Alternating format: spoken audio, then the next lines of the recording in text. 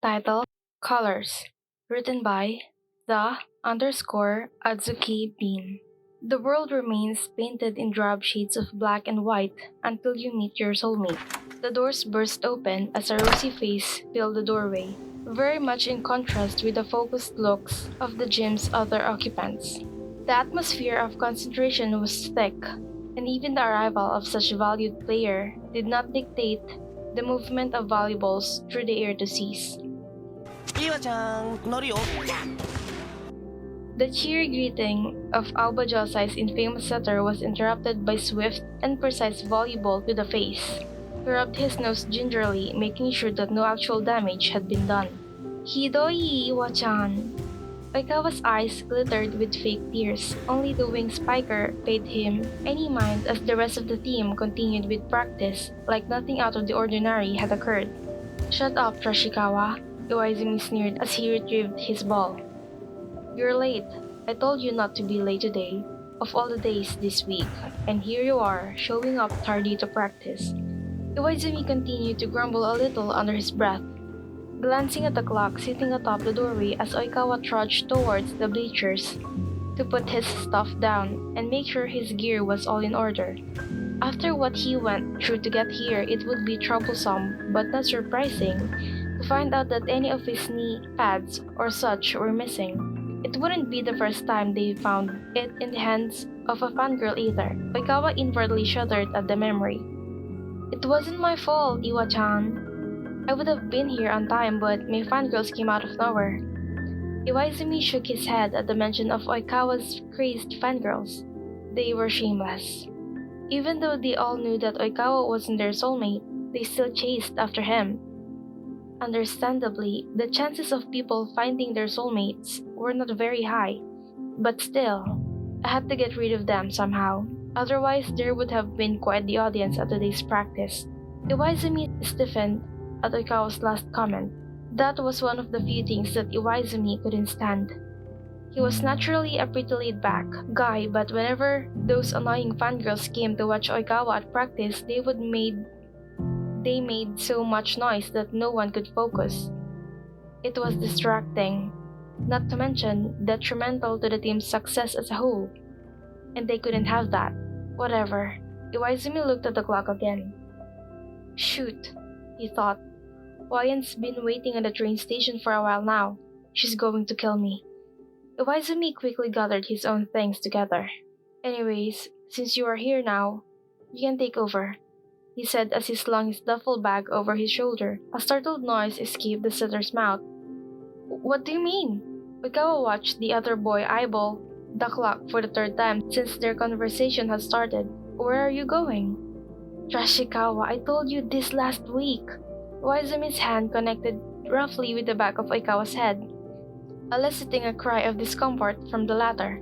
My cousin is coming to stay with me for a while. I have to pick her up from the train station. And thanks to you, Shitikawa, I'm running extremely late. Oikawa rubbed the back of his head, both in guilt and in attempt to soothe the dull ache that now resided there. Gomen, Iwa-chan, I forgot, but please give YN my warmest greetings. Iwaizumi was already walking towards the gym's double door. He waved over his shoulder nonchalantly, a sign that he had heard the setter's request. He looked at the clock once more before exiting the gym. Yup, Iwaizumi sighed. Wayan's definitely going to kill me. The train ride into the Miyagi Prefecture bothered you. Sure, the scenery whizzing past was breathtaking, but only for those who could actually see the colors. In a world where only those who had met their soulmates could see actual colors, it was hard to appreciate nature in all its radiant glory. If you had not yet encountered this special person, looking at life through tints and shades of black and white was not exciting at all. Not the most interesting view, is it? You turned away from the window to look at the kind-faced lady sitting beside you. The look on your face says it all. She smiled. I was at that stage in my life once too, before I met my soulmate. Her eyes seemed to shine with a profound glow when she said soulmate. You were intrigued. In fact, I believe I was just at your age when it happened. Your curiosity had been piqued. How did you meet? Suddenly, the train ride didn't seem so boring anymore. This lady whose name you learned was Margaret was more than willing to share her experience with you. It was rather plain tale, you had to admit, but she looked so excited as she reminisced you couldn't help but feel equally excited. Your talk eventually moved on to the other things like school and sports, but it wasn't long before attention was brought back to the colors you could not see. Oh, the tree looks marvelous at this time of year, Margaret crooned as she gazed out the window. You instinctively turned to see the marvelous sight she was referring to, but quickly remembered your temporary impediment. Suddenly hopeful, you turned to Margaret with determination. Margaret, do you think you could explain colors to me? I want to have some sort of understanding, just in case I never find my soulmate or something. You trailed off suddenly, shy about your bold request. Margaret chuckled. Um, I can try. Let's see now. I can't give you examples of things with the same color since you can see those either, but maybe if I describe how they feel. Margaret muttered to herself for a little bit. Okay, how about this? Red is the color of violent anger, but at the same time, it could be passionate love or lust. Can you picture that? You closed your eyes and tried to see the picture Margaret was trying to paint for you with her words. Or how about yellow? Yellow can be the color of tender warmth or happiness and contentment. Your eyes were screw shut in concentration, your brain trying its hardest to turn these translucent words into vibrant hues.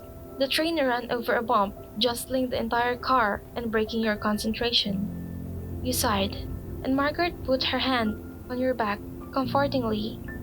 Don't worry about it, dear. It's not uncommon for soulmates to never find each other.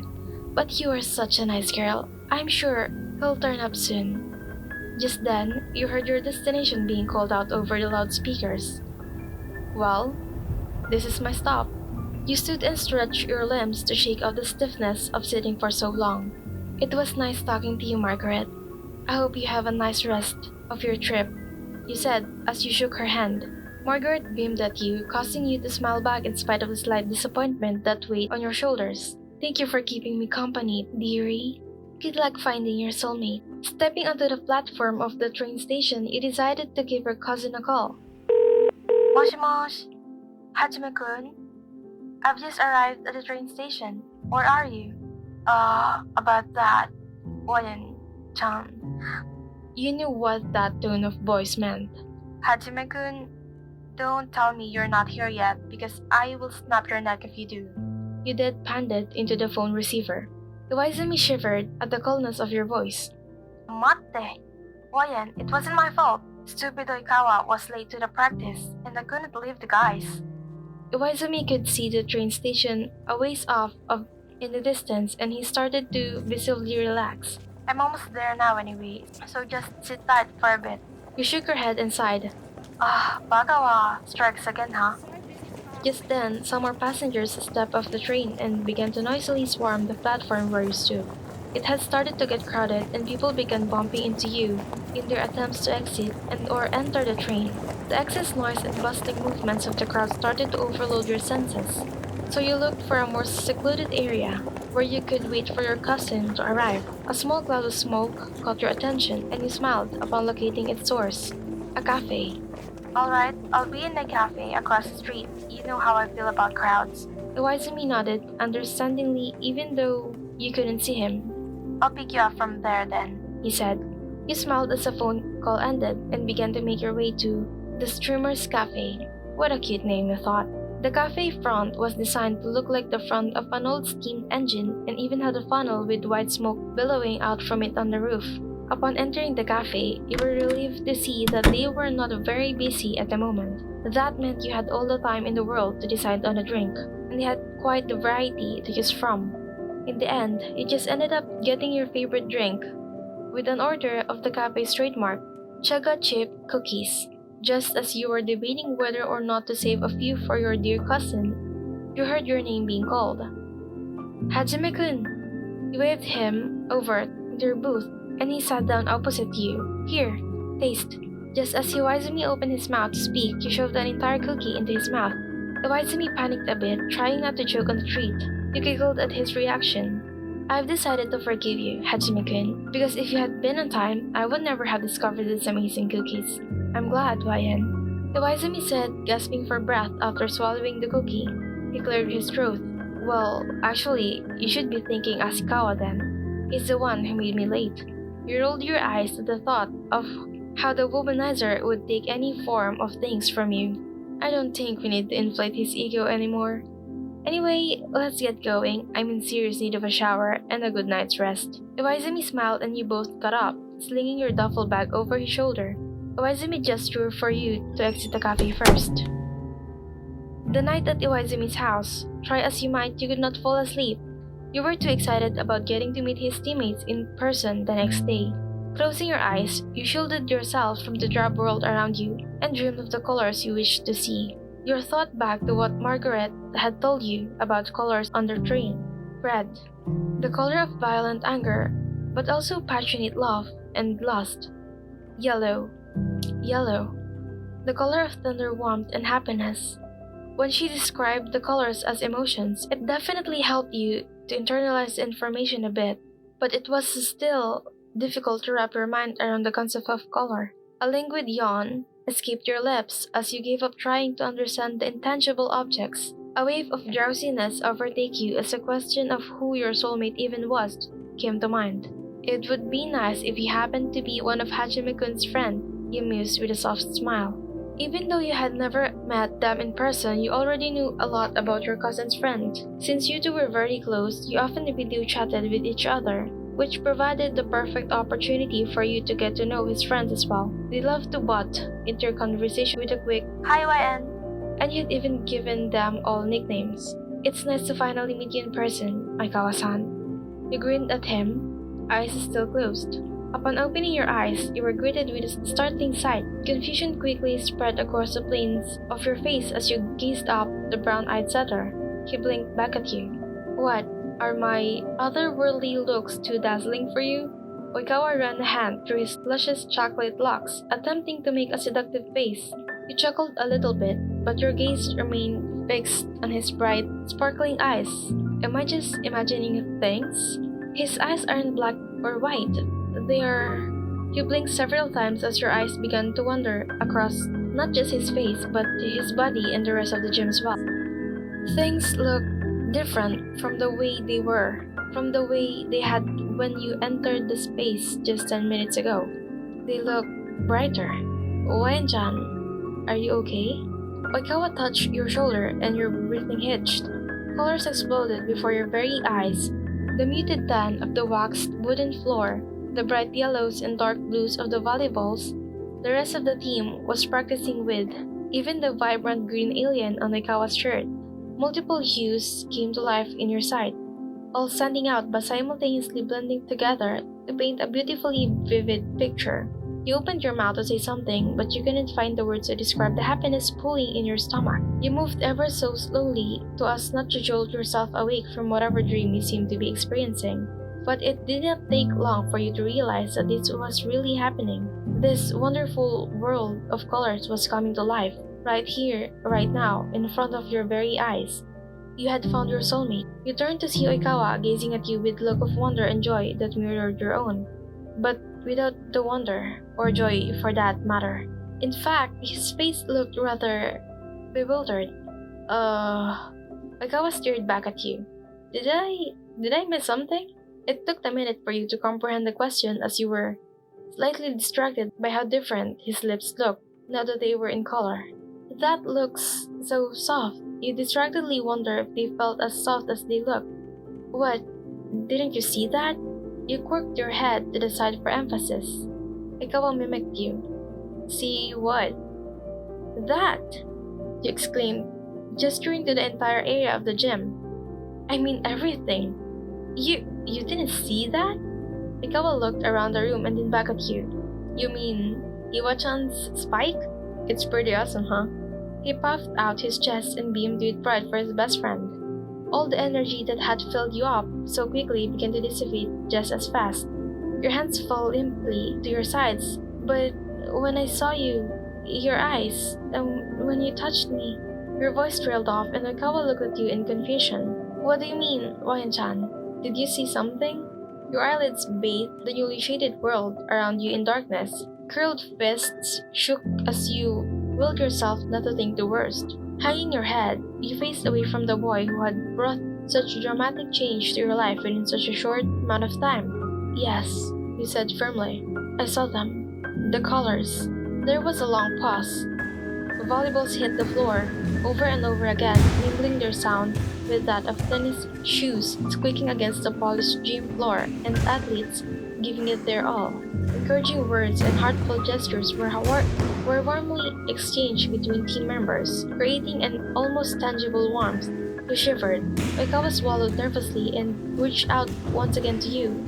Owayan-chan. Your eyes fluttered open at the gentleness of his touch, and again, the colors swirled around you. The happiness in your stomach was quickly replaced with a sicklier feeling. A wave of vertigo overtook you, and you were forced to shut your eyes once again. Oikawa took hold of your shoulders to help steady you, but it felt more like he was squeezing every last drop of hope out of your heart. It's too much, you thought. It's all just too much right now. It hurts. You jerked away from Oikawa, forcefully, and wrapped your arms around yourself, trying to physically hold together what a little of yourself you could mentally grasp. Finally, you moved to gather your things. Oikawa could do nothing but watch as you began to make your way towards the door of the gym. Tell Hajime-kun that I went home. Would you? You hollowly addressed Oikawa without turning around. He'll be wondering where I've gone. With that, you let the door shut behind you. Getting home had been quite the adventure. Even though Hajime-kun had taught you which landmarks to look for, everything looked different through a curtain of colors and tears, so it took longer than it should have to get home. By the time you got to your room, the sun was beginning to set. It was a breathtaking array of oranges and reds, with a few shades of pink strewed across the sky. It was almost enough to make you stop crying. Almost. As the last rays of sunlight peeked through your window, the tears began to fall anew. A series of firm but polite knocks were heard over your quiet sobbing. Ryan-chan, it's me, Iwaizumi said, his voice muffled by the thickness of the door. Go away, Hajime-kun, he said quietly. I don't want to see anyone right now. Secretly, you wanted to talk to your cousin and best friend, but you didn't want him seeing you like this. You could hear Iwaizumi sigh as he sat on the ground leaning his back against your closed door. Oikawa told me what happened. That dumbass. You walked over to sit against the door, on the opposite side. Iwaizumi sighed again. I know there's not much I can say that will help, but Iwaizumi grew quiet again. What could you say? There were no words powerful enough to fix this, and you both knew that. You looked out your window at the deep blue of the night, accented by tiny white stars scattered throughout its darkness. You know, they say we can see in colors until we meet our soulmates, but they are wrong. There's one color I can see now that I saw all along. You let out a short, self-deprecated laugh. You know what color it is, Hajime-kun? Iwaizumi didn't answer. You closed your eyes as more tears silently made their way down your cheeks. It's black, the color of emptiness and despair.